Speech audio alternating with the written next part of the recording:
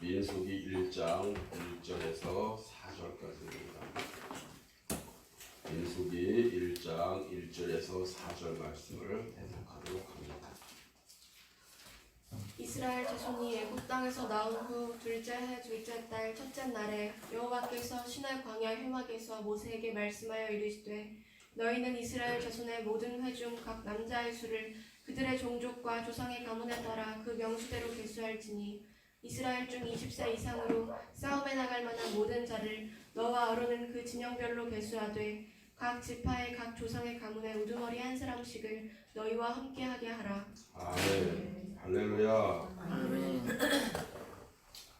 오늘은 282주년을 맞는 웨슬리 회심 기념주일로 온 세계의 감리교회라고 명시하는 모든 교회는 이날로 지키는 날입니다. 우리가 감리교단을 섬기고 있으면서 감리교 창시자인 웨슬레에 대해서 모르면 간첩이죠. 좀 알아야 될 것 같습니다. 웨슬레는 좀 간단하게 소개를 하면 감리교 창시자이기도 하고 또 이 존 웨슬레를 통해서 만들어진 이 감리교의 이 원래의 이 뜻은 규칙쟁이라고 하는 말입니다. 감리교라고 하는 이 교단이 만들어지기 전에 이 웨슬리는 영국의 그 성공회라고 하는 이 가톨릭의 이 주교였던 그 아버지 사무엘 웨슬리와 또 모라비안 교도였던 그 어머니 수산나 웨슬리의 15번째 아들로 태어났습니다. 대체 몇 명을 낳았는지 잘 모르겠는데 어마어마한 숫자를 낳았는데 15번째 아들이었어요. 이 수산나 웨슬레를 통해서 어마어마한 그 엄청난 가정교육, 혹독한 가정교육을 통해서 그것이 삶의 바탕이 된 사람입니다. 유대인들과 같이 늘상 금욕을 하고 또 기도 생활을 규칙적으로 하고 금식을 규칙적으로 하고 이러한 것들을 한데 기한해서 그 후에 홀리클럽이 서로도 만들어지는 동안에 함께 공부하고 그 후에 같이 전도하고 또 이 복음을 위해서 같이 훈련을 받았던 이러한 제자들에 의해서 감리교라고 하는 이 교단이 만들어지게 되는 것입니다.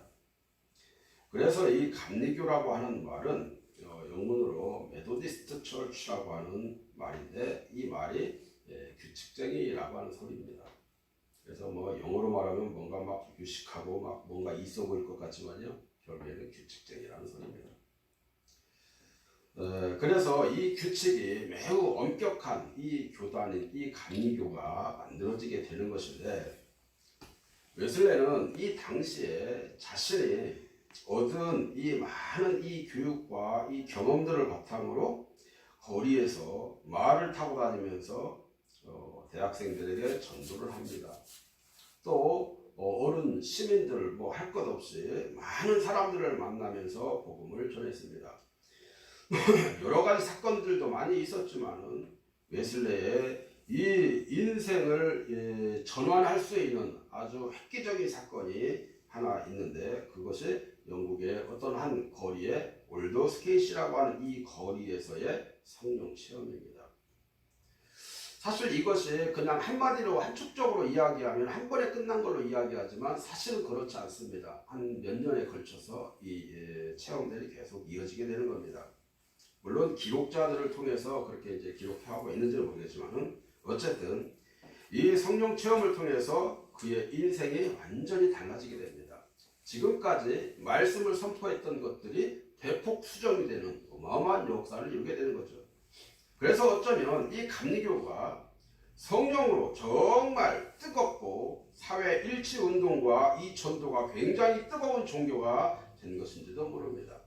지금 이 시대는 감리교가 많이 퇴색되어져서 전도도 열악하고 또 성령의 운동도 열악하고 사회 일치 운동도 열악한 상황입니다. 그런데 이 본연의 감리교로 돌아가면 정말 뜨거운, 오히려 순복음의 오순절계통의 순복음보다 더 뜨끈뜨끈한 종교가 감리교단이라는 것입니다. 어쨌든 이 감리교회의 이 창시자 이 웨슬리가 전하는 이 복음의 시작은 성령을 체험하면서부터가 그 시작점이라고 해도 과언이 아닌 것입니다.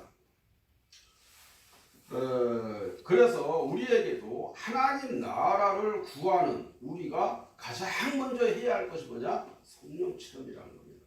성령 체험을 하지 아니하면 내가 성경 말씀을 아무리 연구하고 고민하고 공부를 했다 할지라도 제대로 풀어지지 않는다는 것입니다. 베드로도 그랬고 사도 바울도 그랬고 율법에 능통했다라고 하는 이러한 사람들마저도 예수님을 인격적으로 직접적으로 만나지 전에는 그것이 제대로 풀어지지 못했다라는 거예요. 결국 바울도 그냥 종교 의식을 치르는 그냥 종교인이었던 거죠. 예수님을 만난 이후에 성령의 사람이 되고 하나님의 사람이 돼서 하나님의 나라를 선포하고 그 복음을 전도하는 전도자의 사명을 감당하게 될 것입니다. 이러한 의미에서 오늘 이 말씀은 뭐냐면 베미드바르라고 하는 말입니다. 이 베미드바르가 사실은 광야에서 라고 하는 소리인데 실제로 따지면 이 광야는 우리의 훈련할 장소이고 하나님 나라를 들어갈 수 있는 문과도 같은 것입니다. 광야, 미드바르 이렇게 이제 표현을 하는데요. 사실 이 광야에서 우리에게 주시고자 하는 가장 큰 핵심 키워드가 뭘까요? 그것은요 42곳이라고 하는 것입니다. 이 42라고 하는 이 숫자가 가지는 이 개념을 통해서 우리를 훈련하시고자 하시는 거예요. 그럼 이 42라고 하는 이 숫자가 가지는 개념이 뭐냐? 이것을 그렇게도 우리가 풀어볼 수가 있는데요. 40이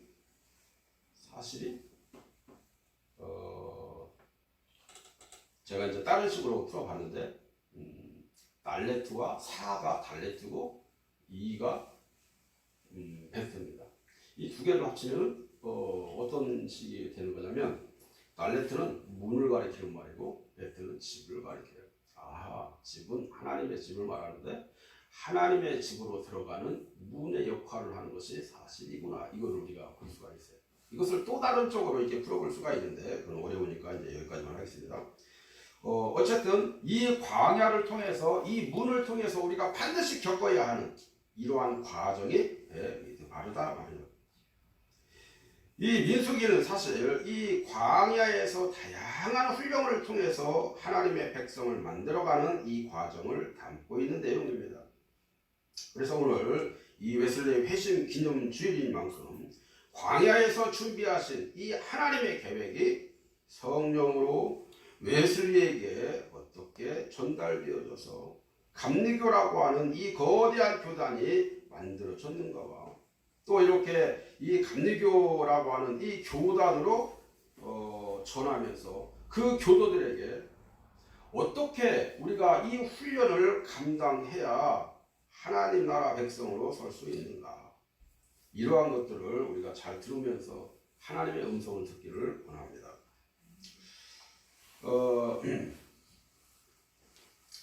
미드바르라고 하는 이 광야에서라는 말은요, 이스라엘 백성들을 잘 훈련시켜서 어디까지 젖과 꿀이 흐르는 가나안 땅으로 인도하시려고 하는 그 훈련 계획, 하나님의 계획이었다라는 겁니다. 젖과 꿀이 흐르는 가나안 땅이 사실 여기에서는 이제 그게 목표점이었지만 당시 거기 가고 나면 우리는 젖과 꿀이 흐르는 가나안 땅의 개념도 제대로 알고 있어야 된다는 거죠. 단지 그 가나안 땅에 들어갔다고 하나님 나라가 이루어지는 게 아니죠. 가나안 땅에 들어가서 그곳에 있는 일곱 족속을 몰아냈을 적에 하나님 나라가 임하는 것입니다. 그 젖과 꿀이 흐르는 땅은 사실 하나님의 법으로 체계화되어 있는 그리스도의 나라를 의미하는 것입니다. 이 나라에 입성시키기 위해서 지금의 형태로는 도저히 불가능합니다. 그래서 그들을 훈련시키려고 하신 이유인데, 그 광야는 바로 거칠고 힘든 곳이었을 뿐만 아니라 도처에 위협이 도사리고 있는 그러한 곳이었습니다. 그래서 하나님은 이 어려운 곳을 정말 지혜롭게 잘 이기고 통과해 나아갈 수 있도록 군대를 조직해야겠다라고 하는 이 계획을 가지고 지금 모세를 불러서 인구조사를 하게 하는 것입니다. 제일 처음 인구조사는 뭐라고 그랬죠? 제일 처음에 인구조사는요, 인구조사한 다음에 그 속전을 들려고 했죠. 아하, 하나님을 신실하게 섬기려고 하는 사람들의 숫자를 세봐라. 지금 이 얘기하는 겁니다. 그렇게 해서 그들을 상대로 하나님의 군대를 만드는 것입니다. 그렇게 명령을 했죠. 그래서 하나님의 백성은 바로 군대라고 하는 아주 강한 이미지를 보여주고 있다 볼 수 있어요. 또 하나님은 이렇게 훈련될 당신의 군대는 세상이 말하는 군대와 조금 다른 구별된 백성이라고 하는 것을 이 레위지파를 통해서 보여주시는데요. 이 대목에서 현재 예수와를 영접하고 있는 그리스도의 이 군사로서의 이 정체성을 우리가 확실하게 알 수 있습니다. 우리가 아무리 작은 교회에 있다 할지라도 우리는 아이 나 저 말씀 너무 어려워 그렇게만 들으면 안 돼요. 잘 들어보면 저게 무슨 내용이다 금방 알을 수 있어요. 하나님 백성의 본질이 뭘까? 우리가 계속 20-30년을 교회를 다녀도 내가 하나님을 믿어서 하나님의 자녀가 되고 하나님의 백성이 되었다는데 그 본질이 뭔지를 모른다라고 하면 좀 헛사는 거죠. 그래서 이 시간은요, 하나님 백성의 본질이라고 하는 제목으로 함께 은혜를 나누려고 하는 것입니다. 결론부터 말씀을 드리겠습니다. 하나님 백성의 정체성은 하나님이 원하시고 바라시는 이 군대라고 하는 개념을 가지고 있습니다. 그러니까 지금 오늘 예배하는 우리가 하나님의 언약을 확실하게 붙들고 기도하며 말씀 중심으로 살아가면 우리가 곧 그리스도의 군대라는 것입니다. 특별히 하나님의 군대는 거룩한 왕과도 같은 이 제사장들을 만드는 것이다 이렇게 볼 수가 있고요. 그러한 백성으로 이 서기 위해서 하나님이 정해놓으신 이 기준들이 있었다라는 것입니다. 과연 나는 그 기준에 맞게 살아가고 있는가 한번 점검해 보시기 바랍니다. 첫째, 하나님의 백성의 본질은 이 군대의 기준은 뭐냐? 일단 싸움에 나갈만 해야 한다는 것입니다. 여러분, 이 싸움에 나갈만 하다라고 하는 것은 그냥 우리가 상식적으로 생각을 할 때에 이러한 이야기지만 이것을 좀 영적으로 들어가 보면 그런 이야기가 아니죠. 말씀 읽어보겠습니다. 민수기 1장 3절 4절. 이스라엘 백성 중 20세 이상으로 싸움에 나갈 만한 모든 자를 너와 아론은 그 진영별로 계수하되 각 지파의 조상의 가문의 우두머리 한 사람씩을 너희와 함께하게 하라. 아멘. 자, 여기에서는 보니까 지금 우리가 상식적으로 생각을 할 때에 지금 적군과 싸우는 것입니다. 그런데요, 우리는 이렇게 들으면 안 되는 거예요. 이 말은 지금 이 자격심사를 한다라고 하는 것입니다. 근데 이 자격심사를 하는데 영적으로 우리가 먼저 얘기하고 나오면 뭐냐면 예수와를 내가 믿는 사람으로서 그리스도인으로서 사탄 마귀와 대적할 수 있을 만한 사람을 지금 계수하는 것입니다. 이러한 의미로 본다면 지금 여기 방금 읽었던 이 말씀은 하나님이 직접 모세를 통해서 하시는 자격심사라는 거죠. 싸움에 나갈 만한 자격이 있는 자를 심사하는 것. 다시 말해서 예수와를 마음에 믿고 죄를 회개하고 십자가의 보혈로 씻음을 내가 받았는가? 또 복음의 전신갑주를 입고 내가 과연 있는가? 또 그것을 가지고 내가 귀신 들린 자, 또 병든 자를 예수와의 이름으로 치유하고 있는가? 나는 과연 어려운 일이 생겼을 적에 하나님 앞에 무릎 꿇어 내가 기도하고 있는가? 내가 쓰러지고 넘어지려고 할 때마다 말씀으로 나를 자꾸 치워서 세워가고 있는가? 이걸 점검하라는 얘기입니다. 민수기 1장에서 그럼 그 20세 이상으로 60세까지의 그 사람들 중에서 군대로 불렀다 이렇게 표현하죠. 민수기 1장 45절에 보면요, 이같이 이스라엘 자손이 그 조상의 가문을 따라 20세 이상으로 싸움에 나갈 만한 이스라엘 자손이 다 계수되었으리라고 했습니다. 이 말은 그 군사로의 이 부르심의 순종함을 의미하는 것입니다. 오늘날에도 전쟁을 할 때에 군대에서 상관이 명령을 하면은 불복종하였을 적에 그 사람은 즉결 사형이에요. 그래도 법에 저촉이 안 됩니다. 그만큼 이 복종은 필수라고 하는 것이죠.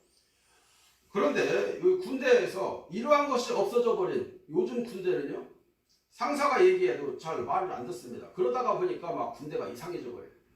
굉장히 약화된 군대가 됐습니다. 광야에서 하나님이 군대로 부른 이 이스라엘 백성들은 군사들로서 완전히 순종하고 복종할 줄 알아야 되는 것입니다. 하나님 말씀 앞에서는요, 복종, 자, 제일 첫 번째는 복종이에요. 두 번째는요, 순종입니다. 여러분, 복종은요, 내가 하기 싫어도 해야 하는 게 복종이에요. 순종이라고 하는 것은요, 자발적으로 하는 게 순종입니다.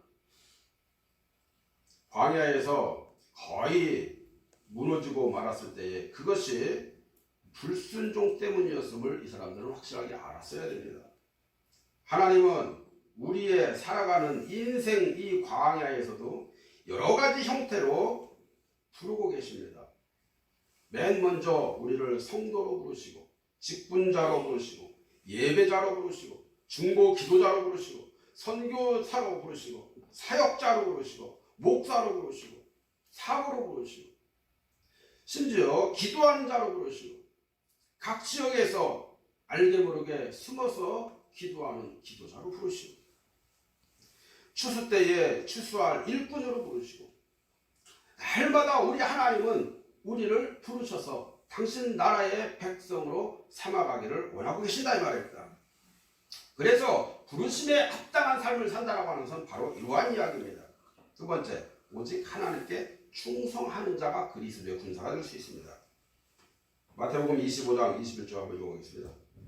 그 주인이 이르되 잘하였다 착하고 충성된 종아 내가 적은 일에 충성하였음에 내가 많은 것을 내게 맡기리니 내 주인의 즐거움에 참여할지어다 하고. 아멘. 자, 이스라엘 백성들의 이 군대 편성을 보면은 일사불란하고 질서가 있습니다. 군대로 이 부름을 받은 자들이 모두 충성된 마음으로 참여하고 있기 때문입니다. 그리고 이 민수기를 보면은요, 군대를 어떻게 편성을 하는가 보면 성막을 중심으로 동서남북에 12지파를 세웁니다. 이야기는요, 그 좌로나 우로나 치우치지 말라는 거예요. 동일하게 견제하고 동일하게 싸워 이기라는 것입니다. 무엇을 중심으로? 성막을 중심으로. 성막은 그 누굴 말해요? 예수님을 말해요. 예수님을 중심으로 동일하게 싸워 이기라는 이야기입니다. 동서남북적으로 각 세 지파씩 이 성막을 중심으로 일사불란하게 움직이는 이 이스라엘 백성들을 주변 국가에서는 당해낼 수가 없었습니다. 모두 자신의 일에 충성을 다하고 있는 그들을 보면요, 하나님이 지정하고 명령하신 대로 순종만 하면 다 이길 수 있음을 우리에게 보여주는 내용입니다.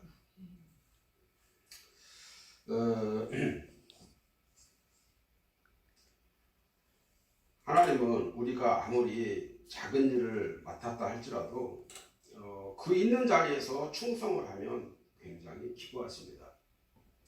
여러분, 이 세 지파씩 다 나누어 놨는데 거기서 빠진 지파가 하나 있죠.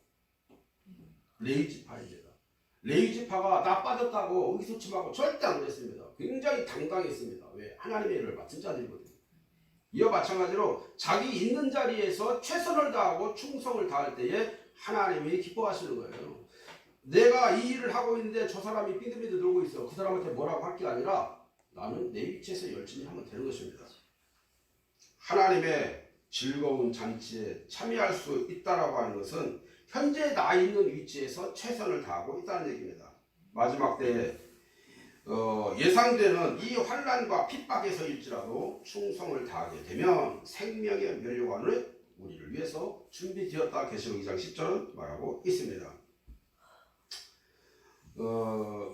여러분, 죽도록 충성해야 한다라고 하는 뜻은 세상에서 일어나는 많은 환난과 어려움들을 이겨내기 위한 방법입니다. 세상을 이기는 방법은 하나님을 향한 충성된 정신력과 영적 능력을 갖추는 겁니다. 환경과 세상 것에 먹고 마시는 것에 매이지 않는 의지를 말하는 것입니다. 왜냐하면 하나님이 우리를 부르실 때는 모든 것을 공급하시고 인도하시고 보호해 주신다라고 분명히 약속해 주셨습니다. 그것을 다 내려놓는다는 얘기는 바로 그 하나님을 의지하고 믿겠다는 것입니다. 그러면 그것을 하지 못한다는 건 뭐예요? 내가 말로만 하나님을 믿는다고 말하지 맡기지 못하고 있다는 얘기입니다. 두 번째, 하나님의 백성은 세상과 구별된 인생을 살아야 된다고 말합니다. 나는 과연 세상과 구별된 인생을 살고 있는가? 세상과 구별되기 위해서는 가장 먼저 뭘 해야 될까요? 세상의 것을 받지 말아야 됩니다. 이 말이 무슨 말인가 모르겠어요. 민수기 1장 51절 읽어보겠습니다. 성막이 앞으로 갈 때에는 레위 사람들이 그것을 거두어 내리고 성막을 칠 때에는 레위 사람들이 그것을 세울 것이요 가까이 오는 낯선 자는 죽일지니라. 아멘. 자, 이 성막을 움직일 때에 레위인만이 담당했습니다. 그래서 이 레위인은 하나님의 것이기 때문에 이 지금 하나님의 손과 발이 되는 것입니다. 성막을 칠 때나 또는 움직일 때에 힘이 센 사람이 필요한 것이 아니라 성결한 자가 필요했던 겁니다. 자, 여기에서 이것을 말하는 건 뭘까요? 아니, 집 질 때 기술자가 필요하지 성결한 자가 필요하지, 이건 말이 안 되는 거예요. 그죠? 자, 여기서 말하고자 하는 것은 뭐냐면 하나님을 움직일 수 있는 자는 내 기술, 내 능력이 있는 자가 아니라 하나님 앞에 죄 없이 성결함을 가지고 있는 자가 하나님을 움직일 수 있다는 얘기입니다. 할렐루야. 하나님의 일은 하나님이 지명하여 부른 자만이 할 수 있는 것입니다. 성막을 움직일 때도 레위인만이 할 수 있었던 겁니다. 레위인이 아닌 다른 사람들이 가까이 오게 되면 다 쳐 죽이라고 했습니다. 가까이 오는 낯선 자는 모두 죽여라 그랬죠. 자, 이와 같이 이 거룩한 곳에는 세상에 속된 것을 들여놓아서는 안 되는 것입니다. 이것은 우리에게 무엇을 가르쳐 준 걸까요? 레위인은 마음을 하나님께만 향하고 구별되어진, 그래서 오직 주의 일에만 충성하는 자가 되어야만 하는 것입니다. 왜? 하나님의 일에 하나님이 하시고자 하는 일에 감당하기 위해서입니다. 세상 것에 우리가 막 휩쓸려 다니면 하나님의 일을 제대로 하지 못합니다. 우리가 하나님의 택함을 받은 자라면 세상 것을 버리고 구별된 인생을 살아가야 합니다. 세상과 타협한다거나 혼합하면 안 됩니다. 우리의 세상적인 이 고정관념이나 이 가치관도 다 성경적으로 바꾸어 가야 합니다. 아우, 나는 안 돼. 죽을 때까지 해도 안 돼. 아니요. 하나씩 바꾸면 됩니다. 늦었다고 할 때가 바로 시작입니다. 우리의 생각을 변화시킬 줄 알아야 됩니다. 그래서 지혜로운 생각을 하라고 하는 거지, 생각을 바꾸지 않으려고 계속 고집 피우는 어리석은 생각하지 말라고 말하는 것입니다. 더 이상 세속적이거나 세상적인 것을 따르지 않기 위해서 노력하는 여러분 되시길 바랍니다. 세상과 구별된 자가 되기 위해서는 거룩한 제사장이 되라고 말합니다. 민수기 3장 3절 읽어보겠습니다.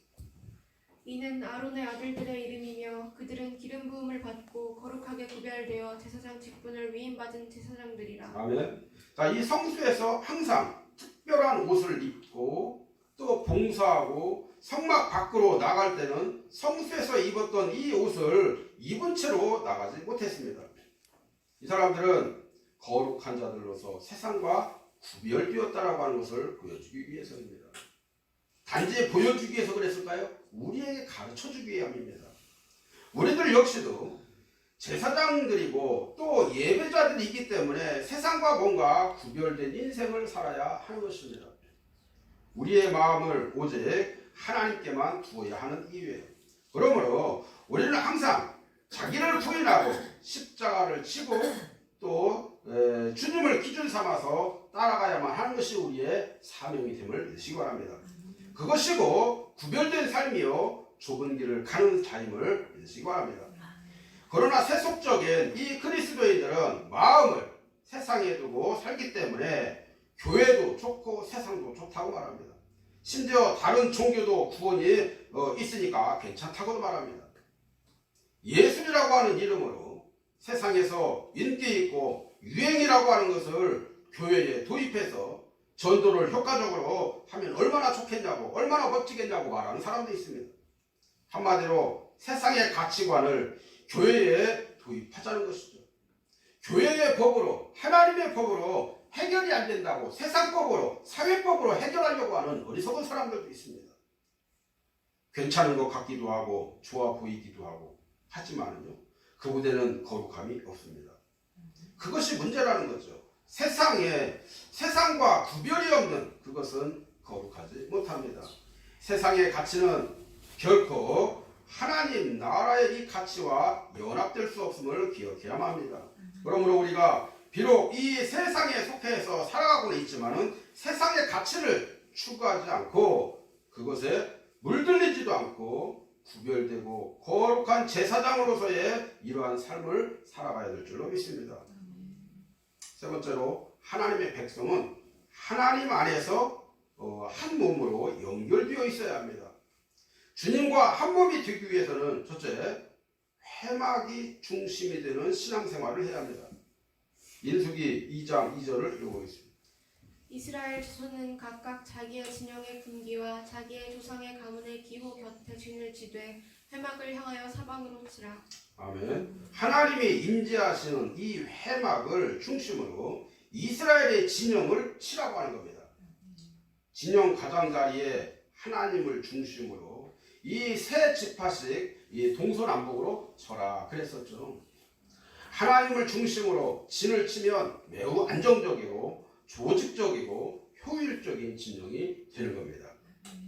요사이 이 교회 안에 분열과 갈등이 있는 것은 바로 이 하나님을 중심으로 연결하지 못하고 있기 때문입니다. 하나님이 있어야 할 자리에 사회를 두고 문화를 두고 세상을 두기 때문입니다.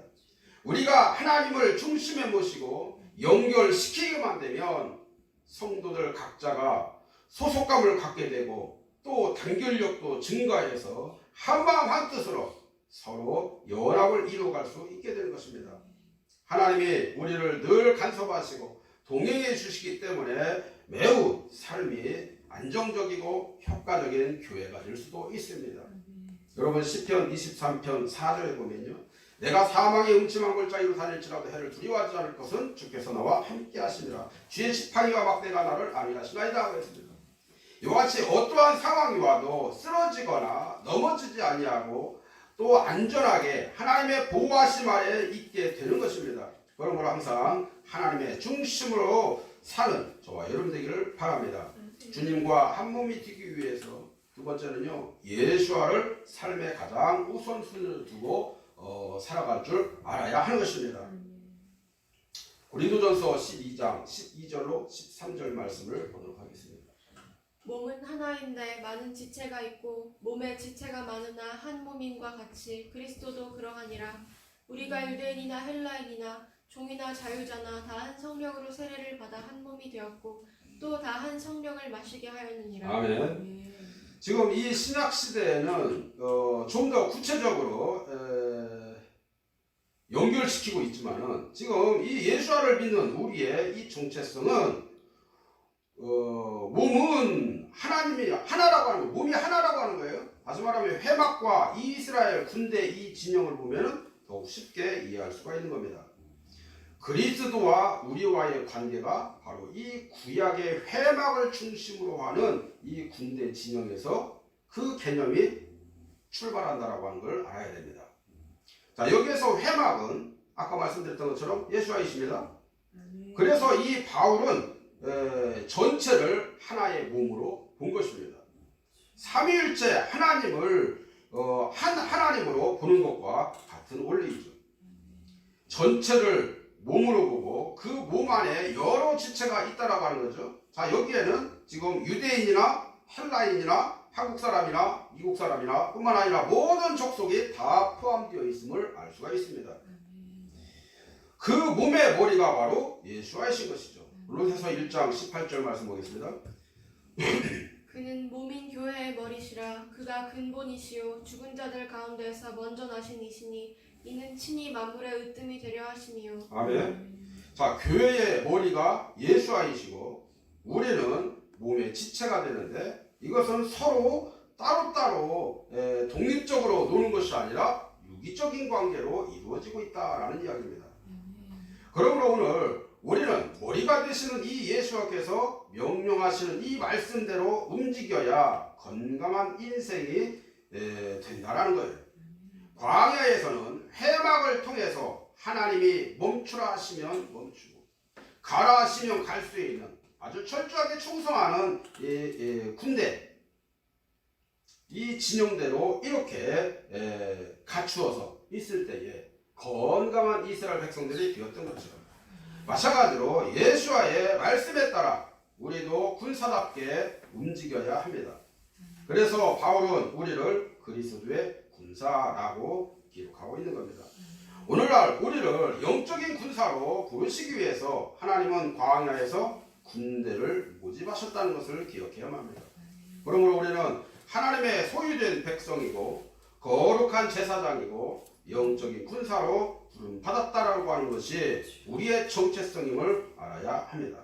그러므로 오늘 우리가 받은 이 사명을 잘 감당하고 주님의 군사로서 세상을 이기고 승리하기 위해서는 무엇보다 성령으로 충만해지기 위해서 말씀을 많이 읽고 묵상하고 또 성결하고 정결함으로 세상과 구별된 인생을 살아야 하고 또 부르심 받은 바 그 사명을 잘 감당하기 위해서 최선의 노력을 다해야만 할 것입니다.